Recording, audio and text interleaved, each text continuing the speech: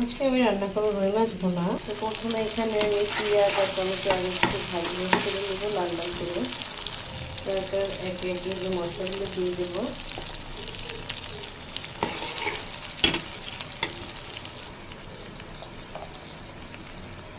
সব মশলা দিয়ে দেবো।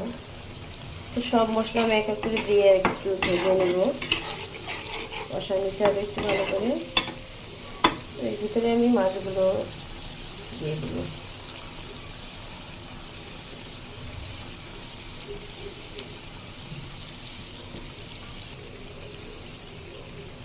একটু নেড়ে চেড়ে নিতে হবে। আমি তো এইভাবে মাছ ভুনা করি, আপনারা কীভাবে মাছ ভুনা করছেন অবশ্যই জানেন। এটা রুই মাছ, বড় রুই মাছ ছিল।